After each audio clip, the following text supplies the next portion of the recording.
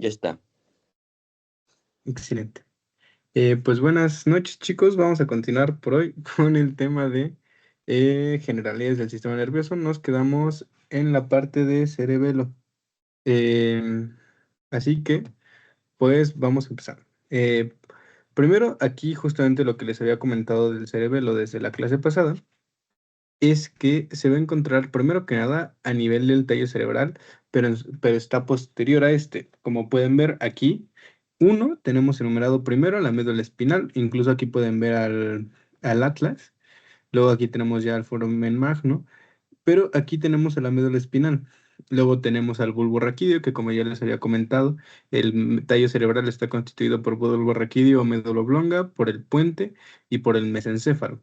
Posterior al tallo cerebral vamos a encontrarnos con el cerebelo. Eh, esta estructura es muy importante porque es una estructura, de hecho, bastante vieja y se encarga de una de sus funciones más importantes es mantener el equilibrio, es mantener el tono muscular, mantener la sinergia muscular, que es como se van alternando los músculos entre contracción y flexión contracción y relajación para poder hacer los movimientos que queremos. Entonces, entre todas esas funciones son las que cumple el cerebelo, que son sin duda muy importantes. Prendo la luz porque me estoy quedando sin luz, jaja. Ya se pone más tarde, ¿no? Pero pues este de aquí es el cerebelo. Se dice que sus hojas o fimbrias, que es como se dice pues en latín al final, se dice así, o el árbol de la vida, porque pues bueno, como pueden ver, parece un árbol cómo se van haciendo las prolongaciones de de su sustancia blanca y su sustancia gris. Aquí, como lo pueden ver, es muy similar al cerebro, donde su corteza se puede ver primero que nada que es periférica.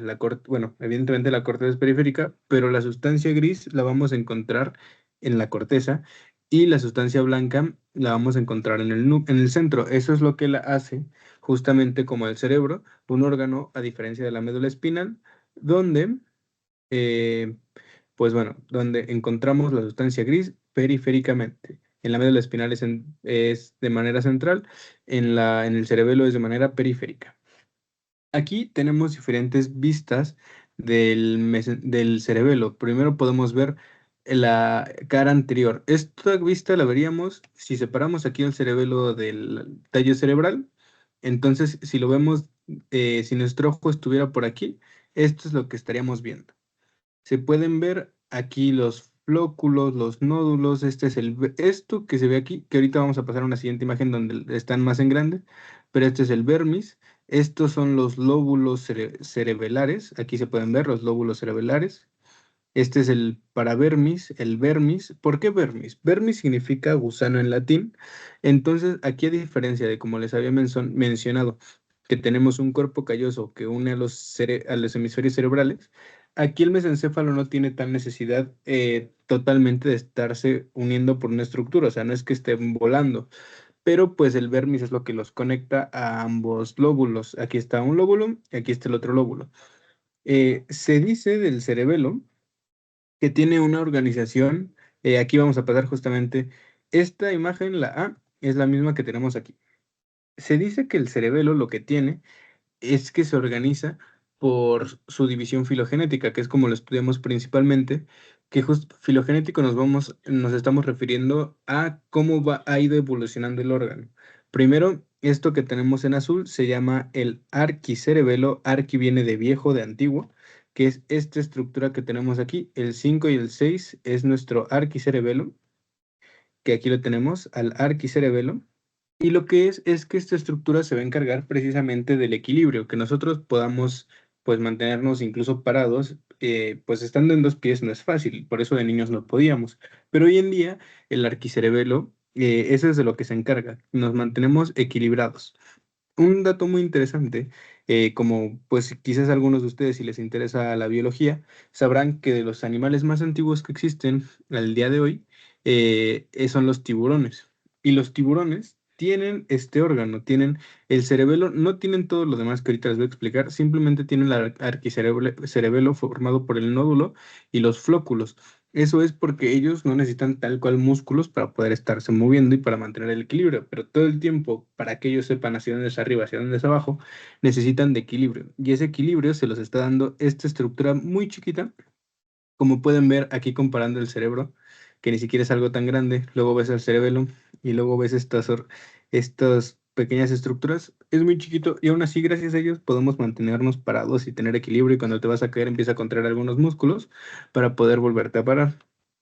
Em, Muy importante después de nos vamos a encontrar con el paleocerebelo. El paleocerebelo, eh, paleo no es tan antiguo, es una estructura más nueva, pero no es la más nueva que tenemos.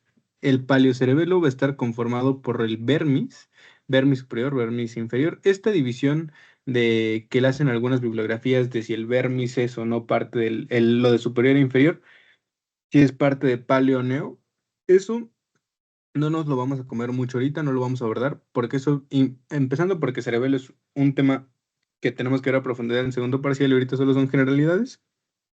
Lo que nos importa saber es que vermis, y para vermis, esto que tenemos de naranja es nuestro paleocerebelo. Esto se encarga de mantener el tono muscular.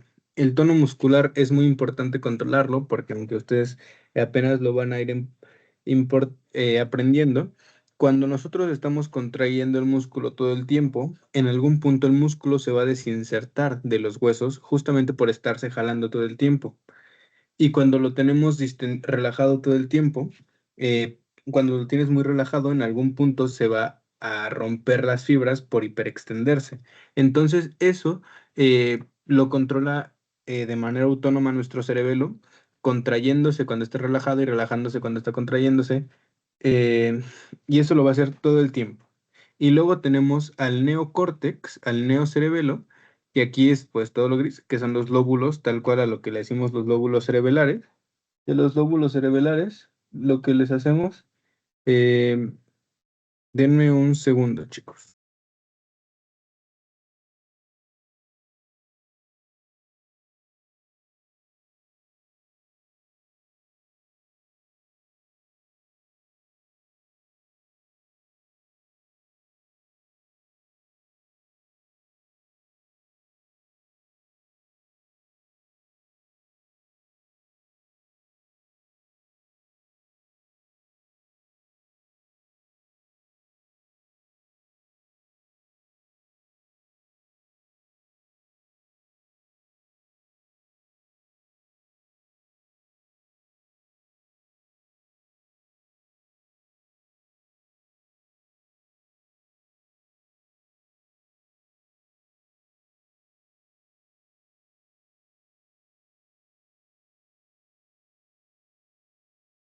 Disculpen, chavos, ya regresé. Pero bueno, ahora sí, continuando donde los dejamos, los lóbulos cerebelares se encargan de la sinergia muscular, que como les expliqué anteriormente, simplemente es que un músculo se relaja, otro se contrae para poder movernos como queremos. Continuando ahora sí, bueno, esta es la cara posterior donde se ven bien los hemisferios cerebelosos. Las fisuras, a diferencia del cerebro, aquí no las vamos a estudiar tan profundamente porque no dividen estructuras funcionales importantes, o sea, no es una división funcional como les mencioné en los lóbulos cerebrales, así que aquí las fisuras no se estudian. Y por último, de cerebelo, cosa que esta sí es muy importante para su examen, si lo van a, y bueno, si están cursando neuronato, es que el cerebelo, como el cerebro, tiene un sistema de núcleos. Estos no se llaman núcleos basales, pero pues son básicamente núcleos basales. Son los núcleos profundos del cerebelo. Aquí nos vamos a encontrar, todavía no se tienen que aprender totalmente la función de cada uno de ellos, porque como les digo, eso tiene que ver hasta segundo parcial, pero este de aquí se llama el núcleo dentado. De hecho, me parece muy lógico porque parece que son como dientecitos. El núcleo dentado se acompaña del neocórtex, se encarga de sinergia muscular y es el núcleo más nuevo. Luego, aquí vamos a tener a este azulito, se llama núcleo fastigiado. El núcleo del fastigio, este es del arquicerebelo, es el más viejo y se encarga junto al arquicerebelo, el flóculo y el nódulo, del equilibrio. Hay bibliografías que estos nos lo van a juntar con estas dos otras estructuras que se llaman el, el, el núcleo restiforme, perdónenme. eh, y estos dos a veces lo van a acompañar del fastigiado, dependiendo de la bibliografía, pero ustedes ahorita quédense con que el restiforme va a estar junto al paleocerebelo y se va a encargar del tono muscular en conjunto. Vamos a continuar ahora con la médula espinal, obviamente con generalidades. Este sí va a ser un tema muy importante para este parcial, pero es una clase que se acompaña solita, así que ahorita nada más vamos a hablar de sus generalidades. Primero, como les mencioné, el cerebro y cerebelo tienen su sustancia gris periféricamente, la tienen en la corteza. Pero aquí, a diferencia, la sustancia gris es central, formando el asta posterior, el asta que es sensitiva, el asta anterior, que es motora, y el asta lateral, que solo se encuentra de T1 a T12, bueno, de T1 a L3, porque es donde vamos a encontrar el sistema simpático. Así que eso es primero como la morfología general. Tienen la comisura, ah, pues, de sustancia gris al final. Y pues la verdad es que aquí la médula espinal no es algo tan complicado empezando por aquí. Se dice que la sustancia blanca, que es periférica en este caso, tiene al cordón posterior, al cordón lateral y al cordón anterior. La función de cada uno de ellos lo vamos a ver después. ¿Cómo se forman los nervios espinales? Pues bueno, se dice que primero hay una raíz posterior que tiene el ganglio espinal. Aquí es donde van a vivir las neuronas que se conectan a los receptores y entran hacia el cuerno posterior, ya hacen comunicación, y luego está la raíz anterior que tiene todas las neuronas motoras. Su cuerpo vive en el asta anterior. Luego, pues estas se fusionan en, pues bueno, el nervio raquídeo como tal, y después se va a dividir en una rama ventral que va a ser tanto sensitiva como motora. Ahí vamos a hacer esa diferencia. La raíz posterior es puramente sensitiva, la raíz anterior es puramente motora, pero los ramos, aquí este círculo rojo, como ya lo vieron en anatomía, es porque sale y el conducto intervertebral y ya se forma el nervio raquídeo. Y entonces nuestro nervio se divide en ramo ventral que va a inervar todos los músculos anteriores del tronco, extremidades, etc. Y también llevará la sensibilidad. De hecho, los ramos ventrales son los que forman los plexos, el plexo braquial, plexo cervical, plexo lumbar, plexo sacro.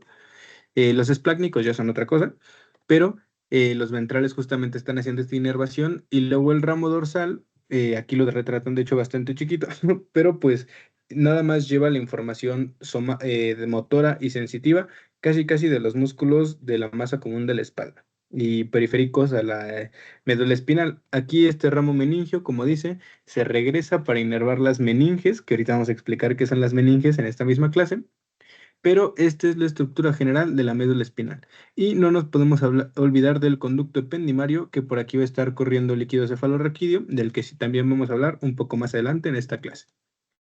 Cavidades ventriculares del sistema nervioso.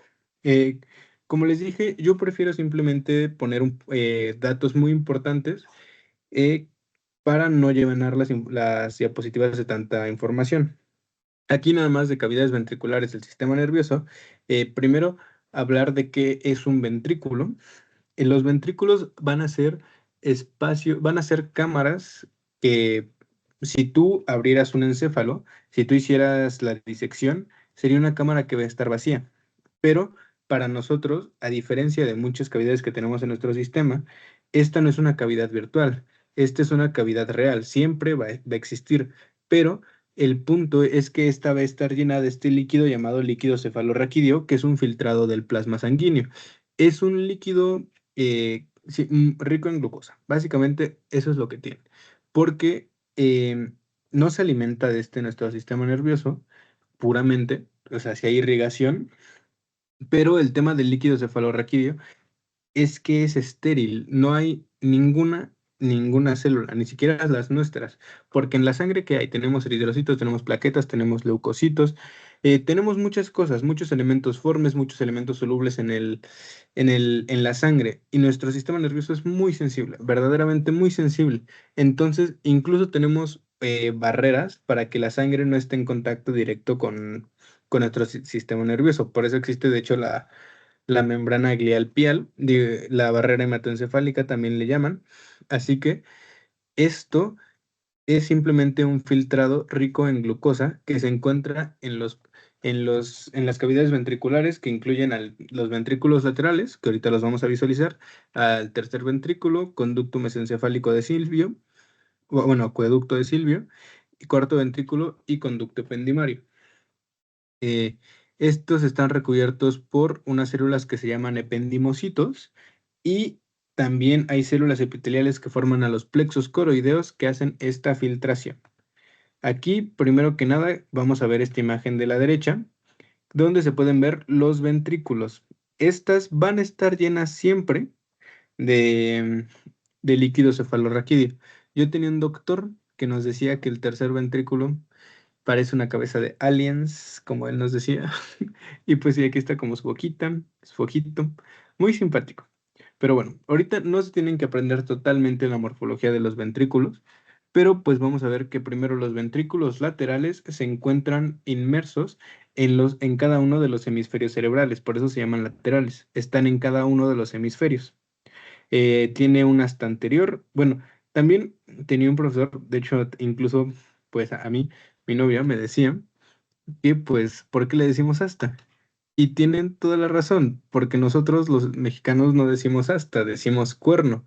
Esto la bibliografía lo tiene muy adaptado porque pues desde los años 50, que pues bueno, existe desde antes la neuroanatomía, pero cuando los neurólogos, neuroanatomistas empiezan a definir muchas cosas, toman esta palabra como asta, en vez de decir cuerno. Entonces, por eso en las bibliografías poco a poco se va quedando que le digamos hasta posterior, hasta anterior de la médula espinal, hasta anterior de los ventrículos laterales. Pero pues realmente nosotros decimos cuerno. Hay bibliografías más actuales que sí los llaman como cuerno anterior, cuerno posterior, pero si su profesor les dice de una u otra manera, ustedes tómenla, no se peleen. Pero pues lo más correcto para nosotros sí sería decir cuerno anterior, cuerno inferior. Así que, pues bueno, vamos a continuar un poco con ese modo de decirlo. Primero que nada, en los ventrículos laterales tienen tres cuernos. Es el cuerno anterior que se va hacia el lóbulo frontal. Aquí lo podemos ver. Está el cuerno inferior o hasta inferior o temporal, justamente porque está en el lóbulo temporal.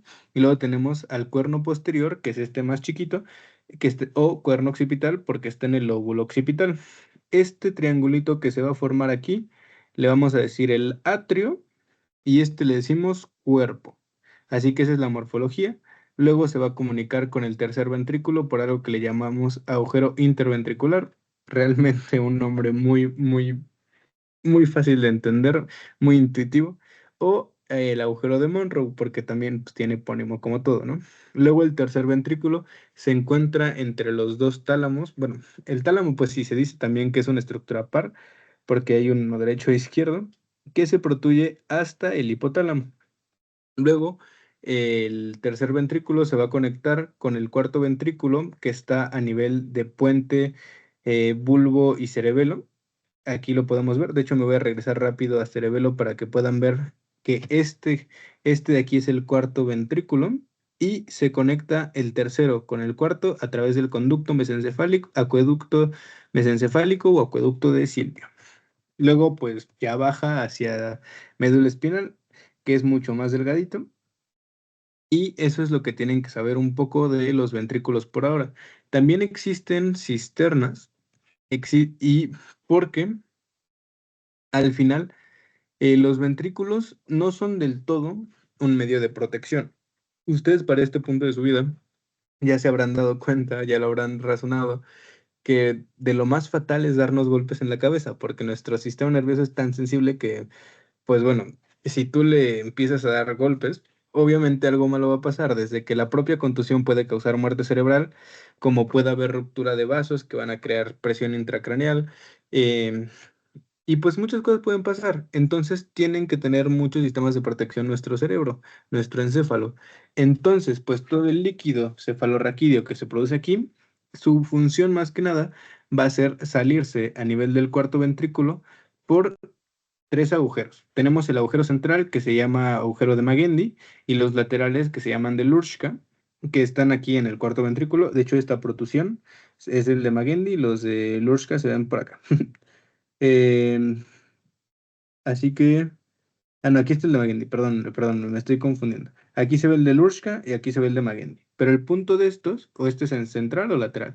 es que estos van a permitir la salida del líquido cefalorraquídeo de dentro de las estructuras neurales a formar cisternas. Esa palabra seguramente ya la escucharon con las cisternas del agua, que es donde se guarda agua, y precisamente las cisternas aquí guardan líquido cefalorraquídeo, y para lo que sirven es que ahorita que expliquemos las meninges, que se guardan en algo que llamamos espacio subaracnoideo, es para que sirvan como amortiguamiento para nuestro sistema nervioso, para nuestro encéfalo, de que cuando le metes un golpe, en vez de que pegue directamente contra el cráneo, pues tiene el amortiguamiento de que hay un líquido que evita que pues se conduzca tanto la aceleración.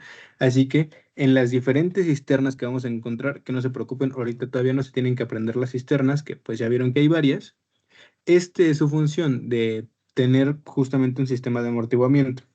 Esta es una imagen de Nether que incluye, pues, cuáles son los valores de la composición de líquido cefalorraquídeo, pero ahorita no nos lo vamos a aprender porque esto es de fisiología y para no alargar mucho la clase, prefiero que el tema de electrolitos lo veamos en otra clase. Pero esto es lo que tienen que saber de ventrículos, de cavidades ventriculares del encéfalo y pues de médula espinal.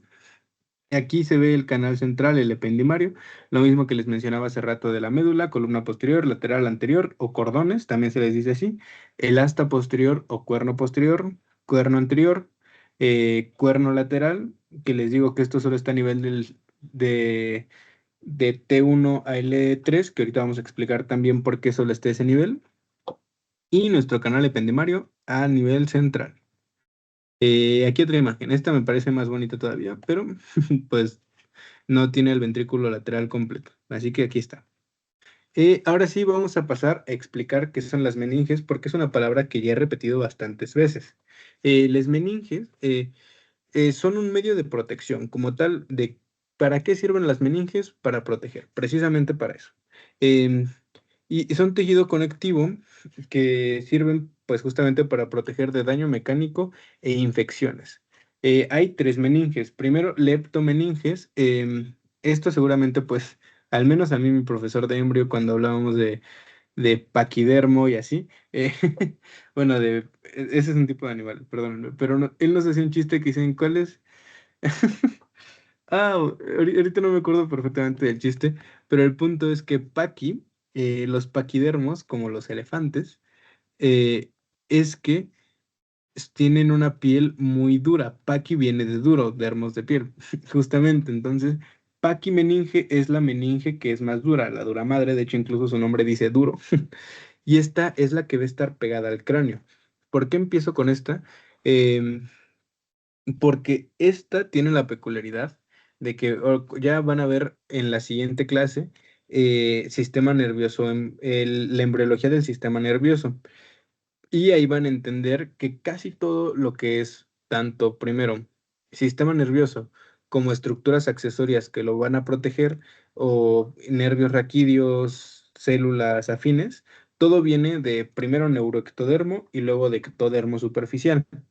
Pero la dura madre es de las pocas estructuras relacionadas al sistema nervioso que vienen de un origen mesodérmico, no ectodérmico. Así que eso es de las cosas que les pueden preguntar mucho y es de las peculiaridades que tiene la dura madre.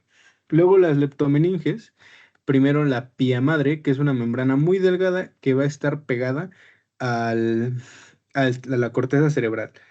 Esta está formada eh, por unas células especiales, que ahorita vamos a llegar a eso, pero esta sí se puede pegar al encéfalo. ¿Qué tiene una característica que también vamos a estudiar mucho del sistema nervioso? Es que se puede excitar con todo, o sea, con lo más mínimo que lo toque se excita.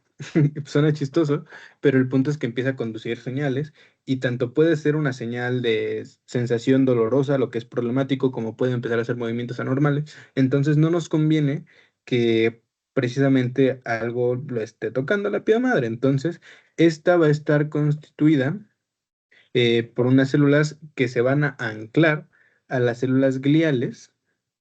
Esto es tejido conectivo, repito, y van a evitar que, que haya algo que, pues justamente en la leptomeninge aracnoidea, que esta va a estar pegada a la dura madre, pero va a formar trabéculas que lo que va a hacer es que entre estas trabéculas se va a formar un famoso espacio subaracnoideo donde vamos a tener corriendo a nuestro líquido cefalorraquídeo. Entonces, como va a estar lleno de un líquido que precisamente tiene electrolitos que justamente causan una corriente eléctrica, eso obviamente va a empezar a excitar a nuestro cerebro. Entonces, para evitar eso, existe la pía madre y la aracnoides. Aquí, las que son para, si me preguntan cuál es para protección realmente, las tres, en efecto, porque también estar excitando todo el tiempo el sistema nervioso es malo. El aracnoides, en el espacio subaracnoideo, como les comenté, es donde encontramos al líquido cefalorraquídeo que va a hacer este amortiguamiento, y la dura madre, pues es con lo que va a chocar. Es mucho, imagínense, como ustedes si le pegan un hueso, pues los huesos pues son duros, la verdad que aunque te amortigüen, si te pegas con un hueso te va a doler. Entonces la dura madre es menos dura que el hueso, entonces también crea amortiguación. Y ahorita vamos a estudiar que la dura madre hace repliegues que se llaman senos durales, que aquí va a correr sangre venosa, que posteriormente va a drenarse pues hacia las venas yugulares, como ya lo pudieron estudiar. Pero, ¿qué tiene de importante estos senos durales relacionados a las meninges? Aparte de que la forma la dura madre, es que este líquido cefalorraquídeo del que les platiqué va a drenarse hacia los senos durales porque pues justamente todo el tiempo, como les mencioné, en los plexos coroideos se está produciendo líquido cefalorraquídeo, pero tiene que drenarse, porque si no se drena, en algún punto va a aumentar la presión intracraneal y eso duele y lastima al cerebro y puede causar hasta infartos, porque puede presionar a las arterias, así que es malo, eso no puede pasar. Entonces se tiene que drenar. Entonces precisamente los senos durales, creo que aquí me salté, ahorita lo corrijo, pero vamos a ir hasta donde lo pusimos. O creo que no está, discúlpenme, chicos. No sé, como que perdí esa imagen. No sé dónde nos quedó, pero igual ahorita la buscamos. No hay mayor problema. Eh, ahorita voy a continuar con esto porque no encuentro la imagen, pero el punto es que los senos durales hacen que drenemos el líquido cefalorraquídeo en la sangre venosa y ya de la sangre venosa se va por las venas hasta la yugular. Ahora vamos a pasar directamente a las células del sistema nervioso, que nos importan que se dividen en dos. Esto lo vamos a estudiar en otras clases más a profundidad, pero vamos a tener dos grupos. Primero, las neuronas, las que ya todos conocemos del sistema nervioso central, bueno, del sistema nervioso central y periférico, pero justamente se especializan en recibir, transmitir y conducir un impulso bioeléctrico, creando circuitos de estímulo y respuesta. Recibir me parece muy lógico, pero quizás haya una confusión entre transmitir y conducir. Con transmitir nos referimos que va a pasar una señal de una neurona a otra o de una neurona a un músculo y va a conducir es que pues está corriéndolo por la misma neurona. Eh, aquí algo muy importante. Eh, ¿Qué es lo que corre por nuestras neuronas? Impulsos bioeléctricos. Nuestra neurona no puede conducir otra cosa. Todo, los receptores van a cambiar un estímulo de tipo mecánico, de tipo termoalgésico, de presión, bueno, que en general lo agrupamos en de temperatura o mecánicos, eh, y lo va a transducir, que es la palabra que vamos a utilizar en energía eléctrica y es lo que va a conducir al axón, es lo que va a conducir nuestra neurona. Entonces, esta primera, que vamos a estudiar después su origen embrionario, lo que tiene es que esta es la que se va a encargar de hacer todas las funciones que tiene nuestro sistema nervioso, o sea, pensar, movernos, sentir, de eso se encargan las neuronas. ¿Y cuál es su composición? Ahorita lo que tienen que saber primero es que tienen su soma, que significa cuerpo, núcleo, esto pues no hay mucho que decir. Tiene las dendritas, que son prolongaciones citoplasmáticas que sirven para hacer sinapsis con otras neuronas. Cosa muy importante de esta es que de las dendritas puede tener cuantas quiera la neurona. Y luego está el axón, que esta es una prolongación también, pero es única. Las dendritas no pueden ser tan largas, pero el axón puede llegar a medir hasta 120 centímetros, 1,20 m. O sea, los axones pueden llegar a ser muy largos y el axón va a ser justamente el que va a bajar desde corteza hasta médula espinal y va a llegar hasta nivel de, de C6 y pues va a ser la que me va a ayudar a través del plexo braquial, haciendo sinapsis luego con otra, de llegar desde mi médula espinal hasta mi mano, que pues bueno, ahí yo veo 1 metro de distancia, así que es de las neuronas más largas, no más grande, no se puede ver a simple vista, pero es muy larga, justamente es una gran distancia para una célula. Eh, Antes de pasar a la glía, un concepto que quiero definirles es que van a haber dos agrupaciones de neuronas, de somas neuronales, que es como le vamos a llamar, en nuestro sistema nervioso. Le vamos a llamar núcleo cuando sea el conjunto de somas neuronales en el sistema nervioso central, como ya les hablé del sistema de núcleos basales del cerebro, del sistema de núcleos profundos del cerebelo, em, el núcleo rojo en mesencéfalo, varios núcleos, pero cuando esté en el sistema nervioso periférico se va a llamar ganglio. Eh, Puede ser que ustedes conozcan ya esa palabra por los ganglios linfáticos, pero ganglios nerviosos, que son agrupaciones de somas neuronales, y ganglios linfáticos son mundos diferentes. No tienen nada que ver entre sí, nada más es la misma palabra al final. Por eso ya incluso se está haciendo un debate de cambiar de ganglio linfático a nodo linfático, pero el punto es que se llaman ganglio si es un conjunto de somas en el sistema nervioso periférico. Eso no lo olviden, muy, muy importante y sí se los van a culebrear si no lo saben. Luego, las otras células del sistema nervioso se llaman células de la glía. Estas son menos conocidas, claro, porque cuando empezamos a aprender sobre neuro, incluso desde niños siempre nos van a hablar de las neuronas, pero las glías, que son las células de soporte, pues es un poco ignorado porque no es una función tan maravillosa, es una célula de soporte, pero es muy importante que las entendamos porque tienen más funciones de las que a veces se creen y se dividen primero, morfológicamente, en la macroglía, que está así porque son más grandes que la microglía, pero pues la conforman los astrocitos, cuya principal función, tal cual, es sostener a las neuronas, son los que forman la barrera hematoencefálica, así que ellos dicen qué nutrientes pasan de la sangre a nuestro sistema nervioso. Así él dice, él es el policía para esto.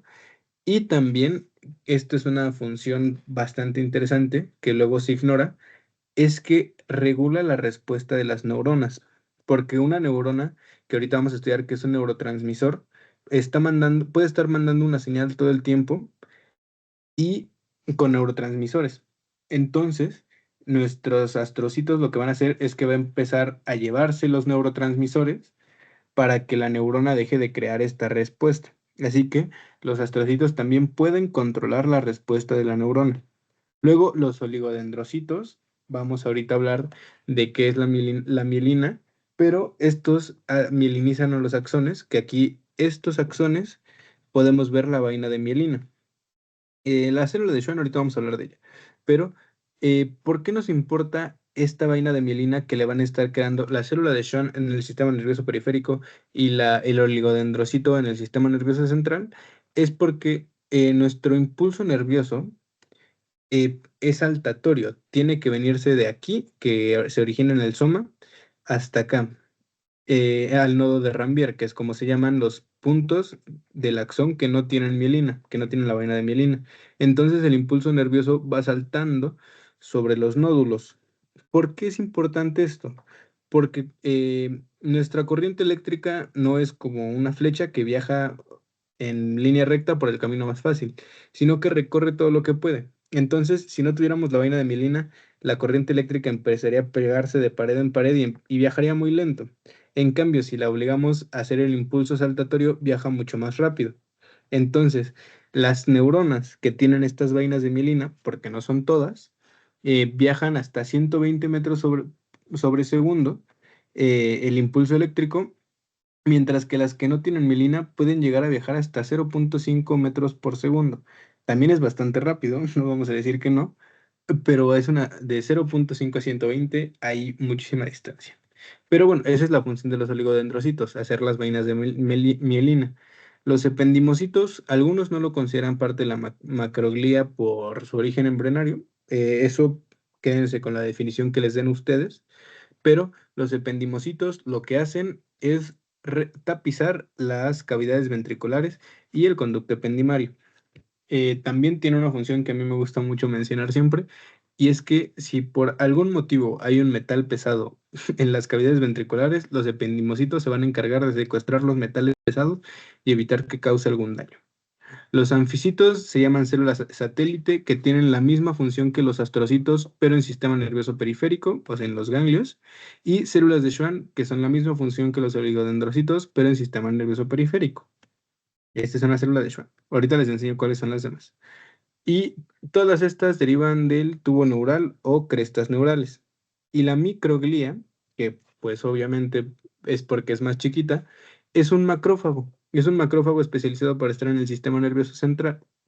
Y lo que hace es eso, o sea, es una célula de defensa por si llega alguna cosa, si llega algún problema, alguna bacteria, alguna infección, lo que llegue, él se va a encargar de o acabarlo por sí mismo o a llamar a más células inmunitarias para poder evitar que nos pase algo mal. Aquí es como se ven. Esta no es una imagen evidentemente real, es un dibujo, pero pues podemos ver bien explicadas la función de cada uno. Los oligodendrocitos crean la vaina de mielina para las neuronas. La microglía está ahí rondando porque su trabajo ahorita no hay nadie que pelearse, entonces él no hace nada. El astrocito forma la barrera hematoencefálica y es la que decide qué nutrientes y qué no entran de los vasos sanguíneos, y pues las cavidades ventriculares tapizadas por los ependimocitos. Ahora, vamos a pasar a la división funcional del sistema nervioso, porque ya vimos la división topográfica, que era en sistema nervioso central y sistema nervioso periférico, pero la división funcional se basa en saber si es somático o visceral.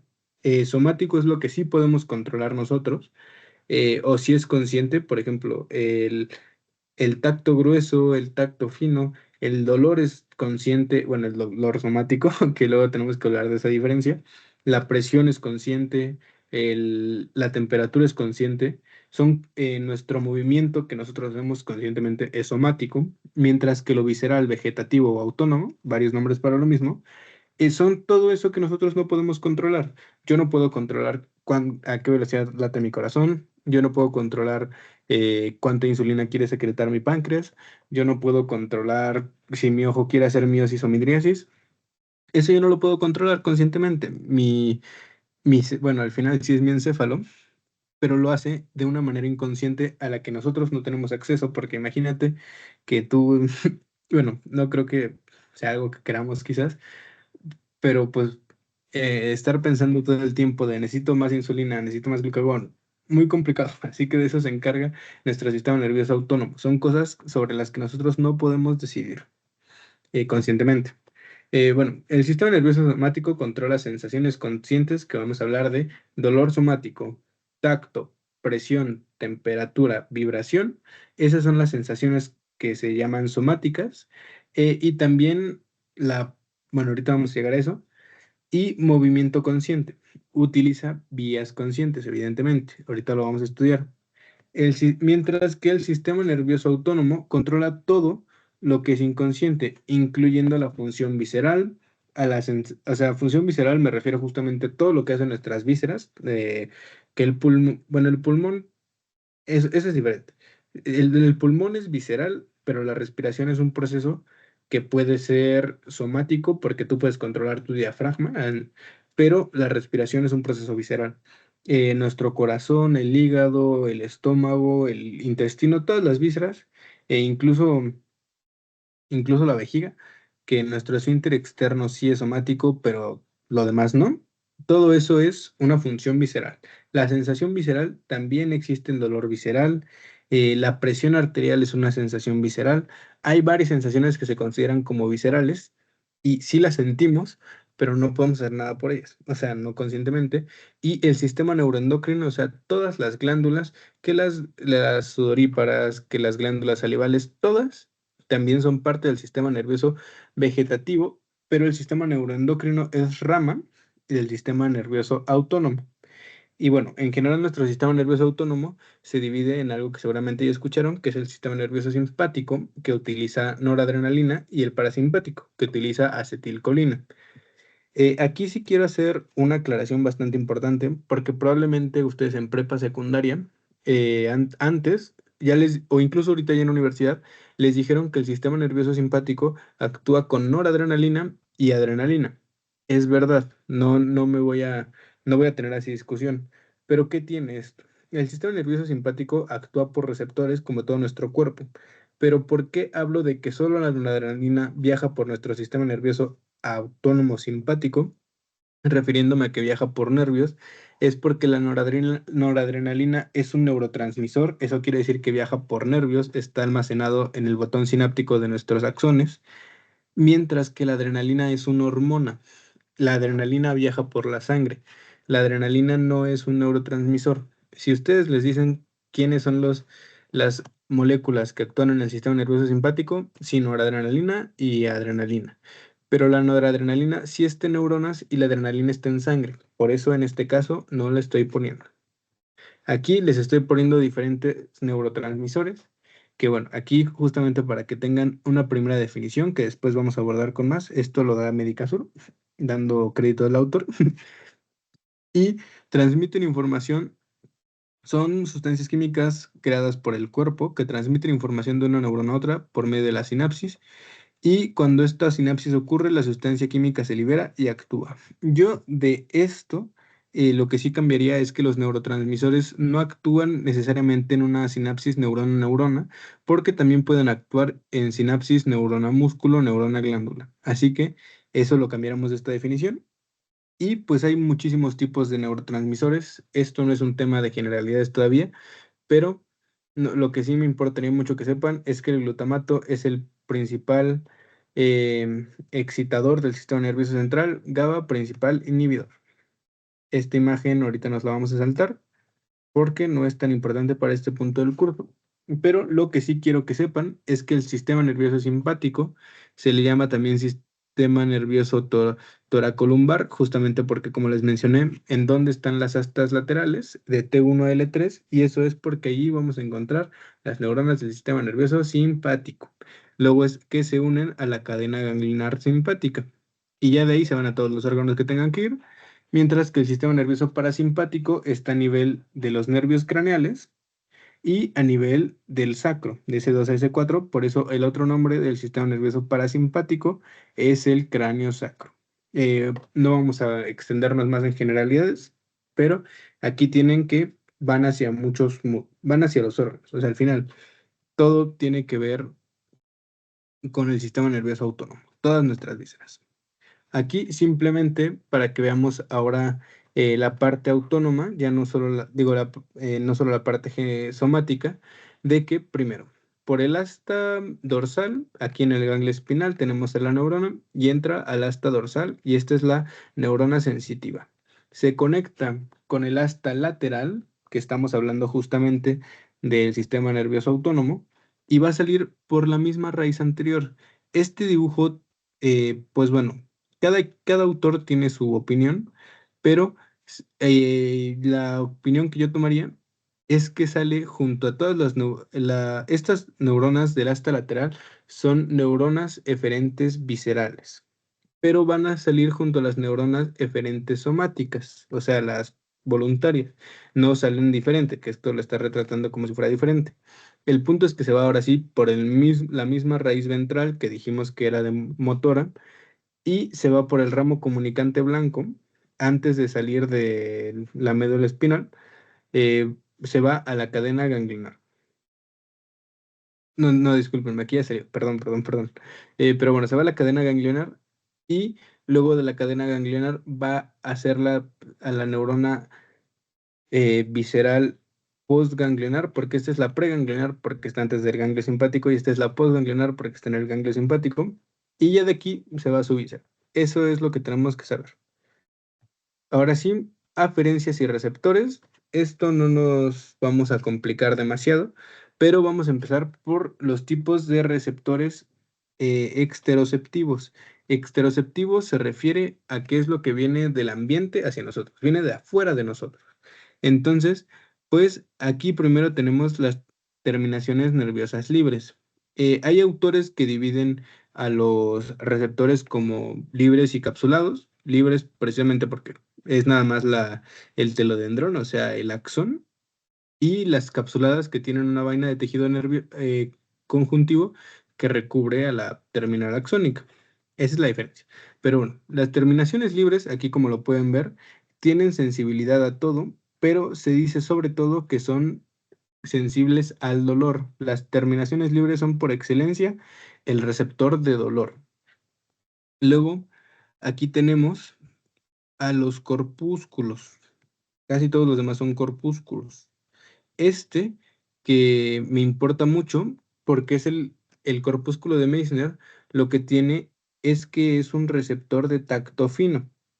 Aquí está tacto fino. Se dice también tacto discriminativo, porque pues si cuando tú te están tocando, o sea, cuando te tocan y te pican, eso es tacto grueso, porque sientes que algo te toca, que es, tiene mucha presión, no nos importa.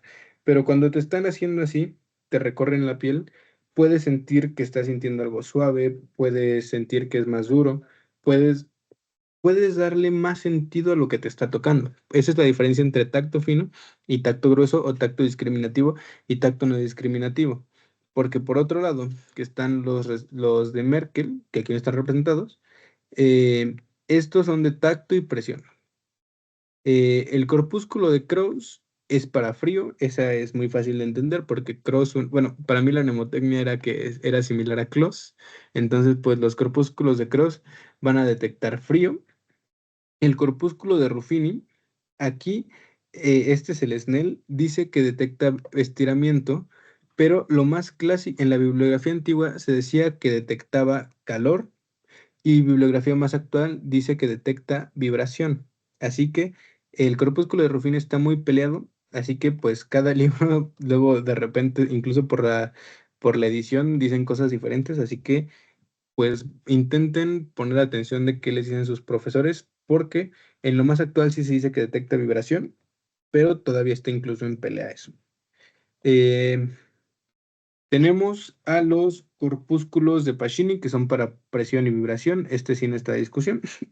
Los neurotendinosos precisamente sensan, estos son propioceptivos, los usos neurotendinosos y neuromusculares propioceptivos. ¿Por qué? Porque es lo propio, no están sintiendo a nuestro ambiente, están sintiendo cómo está nuestro propio brazo, cómo está nuestra propia cabeza, cómo estamos nosotros, nuestra situación espacial.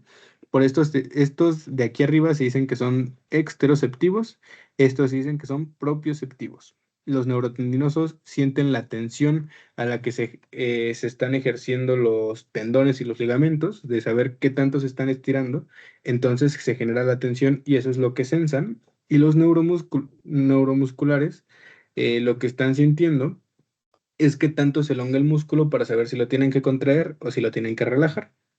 Así que esos son nuestros receptores.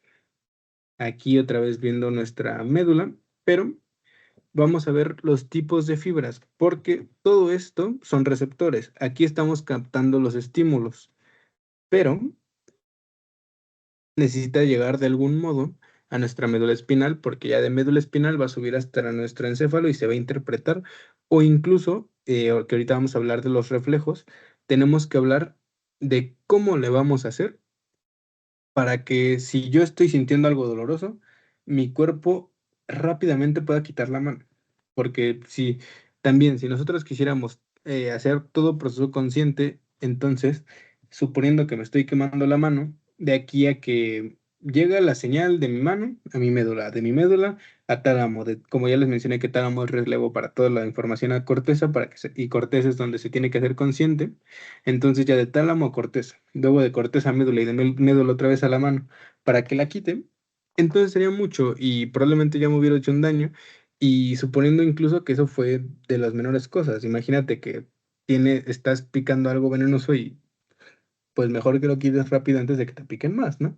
Pero bueno, entonces las fibras nerviosas, estas que lo vamos a estudiar tanto para lo que es aferente como lo que es eferente, lo que nos va a importar en primera instancia, porque ahorita no se los van a preguntar tan específico, es que las neuronas tipo A son las más rápidas, porque la A alfa, que va a llevar propiocepción y músculo estriado esquelético, o sea, movimiento voluntario, va a ir hasta de 70 a 120 metros sobre segundo, o sea, son rapidísimas. Y el órgano tendinoso de Golgi, que justamente son los usos, son las fibras intrafusales, pues bueno, lo mismo. Estos son para propiocepción y movimiento. Luego, las A beta o las fibras tipo 2 van a sensar presión, tacto discriminativo y vibración. El estiramiento, aquí vamos a quedarnos más con que son fibras tipo B, pero al menos estiramiento es algo que justamente lo van a ver hasta fisiología, no es algo que para neuroanatomía sea tan relevante, pero el estiramiento sí, ya para un conocimiento más avanzado de que propiocepción no es una sola cosa, va con las fibras tipo A beta o las tipo 2 que van de 30 a 70 metros sobre segundos. Igualmente son muy rápidas, igualmente. Entonces, si les llegan a preguntar, las fibras tipo A alfa van a llevar la contracción y las tipo B, tipo beta, el estiramiento. Contracción, estiramiento. Estos son diferentes reflejos, pero esa es un poco la diferencia que quizás sí sea importante que lo sepan. La neurona A gamma, aquí, ¿qué va a llevar? Actividad motora para uso muscular. ¿Esto a qué se refiere? Esta es la neurona que va a controlar el tono muscular. Cuando tú necesitas hacer más fuerza, necesitas aumentar el tono muscular. Cuando necesitas menos fuerza o necesitas controlar el tono muscular. Entonces, el tono muscular no es tan rápido como el movimiento, pero también es muy rápido. Como pueden ver, 30 metros en un segundo es rapidísimo, rapidísimo. Y piensen que nosotros no medimos 30 metros, o sea, medimos unos 70 en promedio, así que es bastante rápida también la fibra. Luego, aquí las vamos a agrupar la A delta y la tipo C, que una es mucho más rápida que la otra, como pueden ver, pero son las que van a conducir dolor termoalgesia, o sea, temperatura y dolor. Nos vamos a centrar con eso. La A delta viaja hasta 30 metros por segundo y la tipo C, que este es de dolor visceral, la A delta, dolor somático, pero la C, que es dolor visceral, que es muy lento, llega hasta los 2 metros sobre segundo. O sea, en un segundo quizás recorre todo tu cuerpo, pero en comparación a todas las fibras es muy lenta. Así que la tipo C, por eso luego el dolor visceral nos tardamos en reconocerlo y nos tarda en doler y quizás dura mucho, la duración es diferente, pero el punto es que es una fibra mucho más lenta, por eso tarda más en sentirse el dolor visceral que el dolor somático. Y la fibra tipo B, que esta terminología está en desaparición porque a algunos neuroanatomistas no les gustó y tampoco a unos histólogos, porque hay solo una neurona que se llama tipo B, que es la neurona eferente visceral postganglionar, que la acabamos de ver ahorita en autónomo, pero pues ya la quieren desaparecer, pero solo hay una neurona con esta determinación. ¿Qué hace que algunas neuronas sean más o menos rápidas? ¿Qué tan mielinizadas están? Como les mencioné, cuando hay más mielina es más grande el salto, entonces viaja más rápido. Mientras menos mielina se va chocando con todo el impulso nervioso. Entonces, por eso se dice que es la mielinización es lo que más eh, discúlpenme, chicos, me estoy equivocando. La B es la neurona eferente visceral preganglinar. De hecho, aquí dice, discúlpenme, ando en mis cosas, pero no, esta es la B es la preganglinar, disculpen. Pero sí, mientras más mielina tengan, más rápida va a ser la fibra. Mientras menos mielina tengan, más lenta va a ser la fibra. Así que descendentemente van teniendo menos mielina. Ahora sí, modalidades sensitivas. Ya casi acabamos la clase, no se preocupen chicos. Esto nada más es para describir justamente lo que ya hablamos de los tipos de receptores que hay, ya hablamos de las tipos de neuronas que hay. Ahora toca hablar de los tipos de sensaciones que hay. Pues bueno, viajan por fibras somáticas o viscerales y se dividen en tres tipos. La exteroceptiva, que como ya mencioné, es lo que viene del ambiente, lo que no es propio. Luego la propioceptiva, que es pues nuestros propios músculos, nuestra posición espacial, y la visceroceptiva, que es la sensación de nuestras vísceras. Em, Así que, dependiendo de esta clasificación, es los tipos de neuronas aferentes con las que nos vamos a encontrar. Que esto es como una Biblia para neuro de, de saber cómo es cada tipo de neurona. La aferente somática general especial, empezando primero por las somáticas, Todas estas son aferentes porque, como ya mencionamos el término, aferente es lo que va de nuestro receptor hacia nuestro sistema nervioso central, y eferente, o sea, es las sensaciones, y eferente es lo que va de nuestro sistema nervioso central a un efector, o sea, para hacer movimiento o para hacer alguna función. Entonces eferente es para hacer la acción. Aferente recibe el estímulo, eferente hace la acción. Esa es la diferencia. Pero bueno, la aferente somática general exteroceptiva, como ven, dice primero aferente porque es lo que hace, luego somática porque es un estímulo somático, y lo de general exteroceptivo, ahorita vamos a ver la diferencia entre general y especial, pero lo general es dolor, tacto, temperatura, presión, vibración, lo que ya mencionamos hace rato. Esas son las modalidades generales. Entonces, la neurona aferente somática general exteroceptiva lleva estas modalidades generales. Luego, la neurona aferente somática general propioceptiva va a llevarla, lo que estábamos viendo primero aquí que estamos viendo, la contracción y el estiramiento.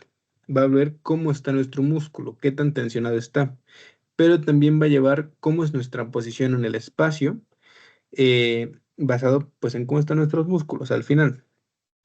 Luego está la neurona aferente somática especial exteroceptiva, que cuáles son las neuronas especiales, la de los sentidos, que ya no sabemos de toda la vida, de, bueno, visión, olfacción, audición, gusto, el tacto, ¿no? El tacto ya vimos que esa, pues bueno, eso lo dicen, nos lo dicen como más de niños, pero aquí ya vimos que el tacto es parte de la aferencia somática general, pero lo que es somático, la aferente somática especial exteroceptiva es la vista y la audición. Son somáticas, son especiales y pues vienen del medio ambiente. No es que tú veas adentro de tu sistema, tú ves el mundo y escuchas también el mundo. Ok, quizás puedes escuchar tu pancita cuando está rugiendo, quizás puedes escuchar cómo crujen tus articulaciones, pero al final estás escuchando del ambiente. No es que estés escuchando con tu músculo, estás escuchando con tu sistema de la audición. Luego está la aferente somática especial propioceptiva, que aquí quizás algunos ya lo han escuchado, que dicen que el equilibrio es un sentido. Y sí, en efecto, también se le llama un sentido, pero el equilibrio estamos englobando demasiadas cosas, porque como le decimos ya en medicina, al sentido del equilibrio es el sentido de gravedad y aceleración lineal y angular. ¿Por qué gravedad? Porque con esto podemos sentir hacia dónde está sintiéndose la gravedad, hacia dónde está el suelo, básicamente de hacia dónde me voy a caer. Y la aceleración lineal es que puedes sentir, primero que nada, cuando hay movimiento hacia adelante, movimiento hacia atrás, movimiento hacia arriba, movimiento hacia abajo, movimiento derecho, movimiento izquierda. Y la aceleración angular es cuando estás girando, básicamente. Entonces, todo eso, que es el equilibrio, como lo conocemos, se le llama sentido de gravedad y aceleración lineal y angular. Un nombre algo largo, pero es como le llamamos al final. Esta es nuestra aferencia somática especial propioceptiva. Pero por la parte visceral nos vamos a encontrar con la aferencia visceral general, la neurona aferente visceral general, que tiene sensibilidad visceral, que esto es demasiado amplio, por eso ahorita no lo vamos a llevar todo, porque tanto lleva lo de dolor, tacto, temperatura, presión, como lleva distensión, como lleva presión arterial, como lleva, o sea, son demasiadas modalidades y en algún punto muy específicas por cada órgano, así que por eso ahorita no las vamos a estudiar tanto. Pero por la parte aferente visceral especial, los sentidos que nos faltaban, gusto y olfato, precisamente en este caso, ¿por qué le decimos visceral? Vamos a tomarlo un poco por la parte de que necesitas alguna molécula, algún químico para hacerlo, para activarlo. El gusto necesitas que alguna molécula entre en contacto con tus papilas gustativas, y con el olfato lo mismo, pero con tu mucosa olfatoria. Ahora por la parte de referencias y vectores, ¿quién va a llevar a cabo las órdenes que le diga nuestro sistema nervioso, ya sea somático o visceral? Solo hay dos tipos de efectores. Tejido muscular, ya sea músculo liso, músculo estriado, músculo visceral especial, o glándulas. Esos son los únicos dos efectores que tiene. Hay muchos receptores, ya vimos, pero solo hay dos efectores en el sistema nervioso, músculo y glándulas. El ¿El corazón es un músculo? Sí, en efecto. ¿Tiene inervación? Sí, en efecto. ¿El músculo depende de nuestro sistema nervioso? No, porque tiene automatismo. Muchos órganos tienen automatismo. También ustedes me dirán, pero el estómago no es un músculo. No es un músculo, pero tiene músculo. O sea, al final todo, muchas vísceras al final o tienen músculo, o tienen tejido muscular, o tienen tejido glandular. No es que la mucosa se esté contrayendo, sino que si algo tiene alguna inervación, eh, o tiene capa muscular o tiene tejido glandular. No hay más para tejido nervioso, digo, los de efectores. Luego, de sinapsis. Aquí nada más lo vamos a ver de manera general, porque de hecho hay una clase totalmente destinada a este tema, pero pues lo definimos como el tema, como el proceso mediante el cual las neuronas se comunican entre sí para transmitir información. La sinapsis es esencial para nuestro funcionamiento, para poder pensar, sentir y actuar. La sinapsis permite que las señales eléctricas se transmitan de una neurona a otra para que de esta manera podamos llevarlo a cualquier función. Eh, Aquí, como lo mencioné hace rato, la sinapsis no es exclusiva de las neuronas. De hecho, hay tres tipos de sinapsis: neuroneuronal, neuromuscular y neuroglandular, justamente de neurona a neurona o con sus efectores. Pero es eso, para transmitir información. Aquí vamos a ver que existen varios tipos de sinapsis y al final, ¿quiénes van a hacer la sinapsis? O la dendrita o el axón, las prolongaciones de la membrana que les mencioné al inicio. Pueden ser, eh, ¿cuántos tipos de sinapsis hay? Muchísimas, porque hay sinapsis dendrodendrítica, sinapsis axodendrítica, sinapsis dendrosomática, sinapsis axoespinal, o sea, hay muchas. Esto lo vamos a estudiar después. Pero el punto es que la sinapsis es la conexión, la comunicación entre una neurona con otra neurona, con un músculo, con una glándula. Ahorita nos quedamos con eso. ¿Cómo se hace? Está la sinapsis eléctrica, que pues están pegadas y nada más se pasa la corriente, y está la sinapsis química, que es a través de neurotransmisores. Eso lo vamos a estudiar en el tema de sinapsis, que es de este parcial, no inquieten, pero al final la sinapsis es eso, es la comunicación neuronal. Luego, por último de esta clase, ¿qué es un arco reflejo? Algo que ya les he mencionado. El arco reflejo es una respuesta inmediata, cosa con la que quiero que se queden muy claros, inmediata, a un estímulo. Dependiendo de sus características, se clasifican en simples o complejas y en somáticas o viscerales. Aquí, primero que nada, ¿por qué inmediata? Porque pues es un reflejo. Los reflejos no son conscientes y son rapidísimos. O sea, no de que sea de que en 0.0000, pero inmediatamente como entra el estímulo, va a conectarse con una neurona motora y va a hacer algún efecto. Es un reflejo.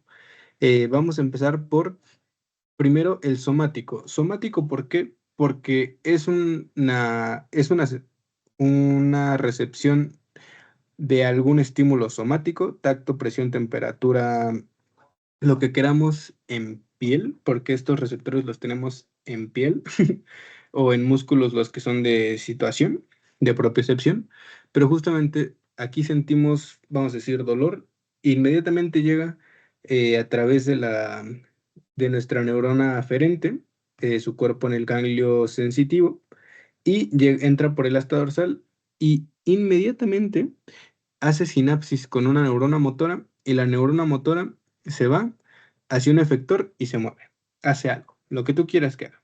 Y este es un arco reflejo simple o monosináptica.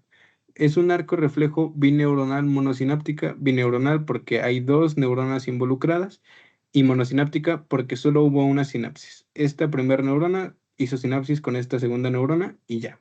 Eso es lo que tenemos de nuestro arco reflejo somático y considerando que esta primera viajaba a 30 metros sobre segundos y esta segunda viajaba a 120 metros sobre segundos, rapidísimo, o sea, ni te da tiempo de pensar de que algo pasó. Primero pasa la acción antes de que te des cuenta. Pero el arco reflejo polisináptico o trineuronal o complejo, que es su nombre, ¿por qué complejo? Porque, vamos a decir, otra vez, empiezas a sentir dolor, viaja por tu neurona aferente somática general extraceptiva, entra al asta dorsal y ahora no nos vamos inmediatamente con la neurona motora, sino que hay una interneurona que se va a encargar de tanto conducir la información a nuestra neurona motora como mandarla a centros superiores, mandarla a centros inferiores. ¿A qué nos referimos con esto?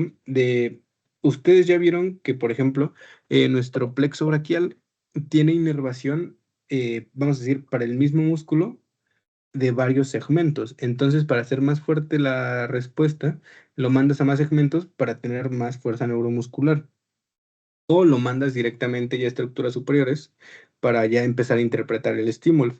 Entonces, este es el arco reflejo complejo, somático complejo o trineuronal o bisináptico se le llama también.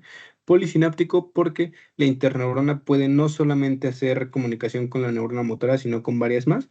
Entonces, este es el arco reflejo somático que lo caracteriza, que lo caracteriza primero, el receptor es somático, segundo, el efector es somático. Ese es nuestro arco reflejo somático. Y luego tenemos el arco reflejo visceral, que primero ahora vamos a cambiarlo a que el receptor es visceral y el efector es visceral. Hay tejido, el músculo liso pues está en nuestras vísceras o si tenemos que secretar más de algo. Al final el punto es que va a ser un efector visceral, ya sea glándula o músculo liso. Ahora la diferencia es que habíamos hablado de que lo que es visceral no tiene, no es tan rápido, sino que había una neurona preganglionar que está en el cuerno lateral, pre porque está antes del ganglio, que se tiene que comunicar con la neurona postganglionar que está en el ganglio, que es la que ahora sí se va a ir a la víscera. Entonces ahora nuestro arco reflejo visceral primero va a llegar nuestra neurona aferente visceral general. Entonces llega. Entramos por el cuerno posterior y llega al cuerno lateral, haces la primer sinapsis con la neurona eferente visceral general preganglionar y esta se va, que es de tipo B, y se va directamente, pues primero por la raíz anterior, luego se va por el ramo comunicante blanco, llega al ganglio de la cadena simpática y hace sinapsis, la segunda sinapsis, con la neurona eferente visceral general postganglionar. Y aquí esta neurona eferente visceral general postganglionar ya se va ahora sí a la víscera. Aquí, como vieron, hay tres neuronas, entonces es un sistema trineuronal, la eferente preganglionar, la eferente postganglionar, así que es un sistema trineuronal bisináptico, el arco reflejo visceral simple, mientras que el arco reflejo visceral complejo, igual que el arco reflejo somático complejo, lo único que le agregas va a ser una interneurona, suponiendo que en este caso vamos a sentir aumento de la presión. eh, Diastólica, entonces pues saltándonos qué nervios van a ser porque es una vía relativamente compleja, pero llegas por el nervio, vamos a ir inmediatamente al la neurona aferente visceral general. Luego entramos por cuerno posterior. La neurona no se va directamente a la preganglionar, se van a una interneurona. La interneurona va a hacer las conexiones que tenga que hacer y va a hacer luego la sinapsis con la neurona eferente visceral preganglionar. Y lo mismo, ahora la visceral preganglionar se va al ganglio cervical por el ramo comunicante blanco, hace sinapsis con la neurona eferente visceral general postganglionar y este se va por el ramo comunicante gris y va a hacer su función. Ese es el arco reflejo visceral simple, complejo. Ya vieron la diferencia entre somático y visceral. La diferencia es que el somático, el efector va a ser simplemente una neurona motora somática, mientras que la visceral tiene la preganglionar y luego la postganglionar. De ahí en fuera no es tan diferente. Bibliografías. Aquí me faltó ponerles una, te las agrego más tarde cuando vayamos a subir la presentación. Y pues como había mencionado, a mí me gusta mucho poner una frase al final de cada asesoría para pues bueno, poder compartirles algo más allá de solamente medicina. Y esta es una frase de el dios de la medicina, vaya, que no es que fuera un dios, pero pues en su época y que él estuvo antes de Hipócrates, Esculapio. Él decía, si ansías conocer al hombre y penetrar en la trágica grandeza de su destino, entonces hazte el médico, hijo mío. A mi gusto, una gran frase. Claro, tiene que ver con una visión del mundo de ya hace, o sea, si este Hipócrates estaba hace 2000 años o más, Esculapio todavía hace más tiempo. Pero, sin duda, a veces es importante ver qué pensaban los los pioneros de una ciencia que tanto amamos. Así que les dejo con esta reflexión y pues muchas gracias, chicos. Así que por ahora es todo. Vamos a dejar de compartir.